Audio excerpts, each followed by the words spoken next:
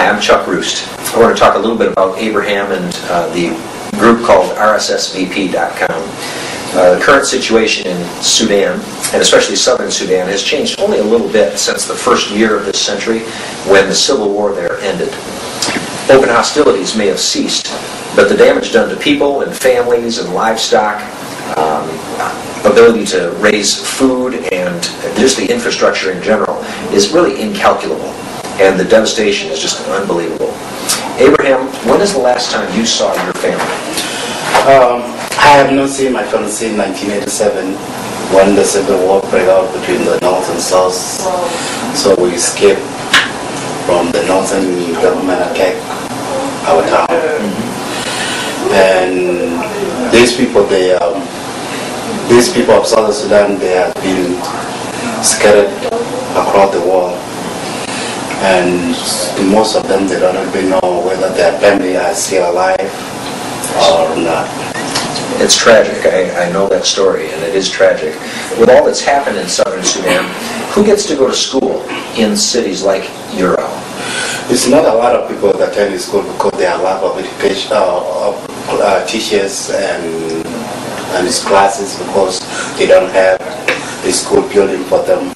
Most of them, they take classes under the tree. But when it is the rainy season, they will not attend classes at all. So it's hard for them to educate, because most of people, the Southern Sudanese people, they want to educate right now, but there are a lack of teachers, and there are a lack of school resources, and they need help. So at this point, most people there can't even read, is that correct? They don't read and they don't write. And most of it, so as you guys know that General Sudan, the most language that they speak is Arabic, and the other traditional, they have their own language. But right now in Southern Sudan, they do like English has a second language there, and they need to learn how to read and write. Tell me about the water situation. The water is the most major issues in Southern Sudan, because most of the people in the villages, they don't have a good clean water to drink in. Most of them, they walk about 8 to 10 miles to get the clean water they need to their families. And mostly these people who are doing this is girls, because in Dinka tradition, the girls are cooking and they are trying to get the water for the people. So they are working those miles all days. So, and the water that they just grab is the dirty water that they have in the river. So on this river, they're full of viruses and bacteria, and the animal air that they share this water with animal together. So it's hard for them to survive.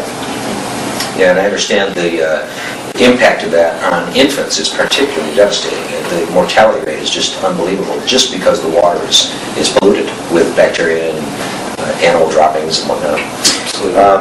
So tell me about the availability of medical care. Medical care is a huge issue in this entire region in Southern Sudan, because many people, they die simple because they don't get any cure or any medical treatment, because they don't have any hospital. The hospital that they have is like about 20 to 25 miles away from them, and they cannot afford, because it's too expensive, and they cannot afford the doctors, and they cannot afford the medicine. So it's hard. Like some people, they die simply, even though the person is not supposed to die, it will die because they don't have any medicine to treat. So it's hard. So the doctors, there are a lot of doctors too, and other medical supplies. So these people, they are suffering a lot. So the medical care is expensive, the medicines are expensive, the hospitals are up to 25 miles away, and there's not enough doctors. They don't have it. Abraham came to live with our family in 2001, and he's worked very hard ever since then to accomplish his goals. He achieved his high school diploma. He has been studying to become a nurse, get a nursing degree. He has worked double shifts at various jobs to send money back to his surviving family back in Ural. Now he's developing a nonprofit organization to help formalize and maximize the impact of the blessings he's found here in the United States. He and his brother desire to share their good fortune and share opportunities for education and health care and clean water with their family and the people of Southern Sudan. Rescue of Southern Sudan Village People, RSSVP, is a non-profit organization. It's founded by Abraham and his brother Isaac. They're both survivors of the civil war in Southern Sudan. They were part of the Exodus, known to most people as the Lost Boys of Sudan. And now, after years of fleeing violence and living in refugee camps, both in Ethiopia and in Kenya, the brothers were brought to the United States, like I said, in 2001. Isaac now lives in Boston. Abraham still lives here in Lansing.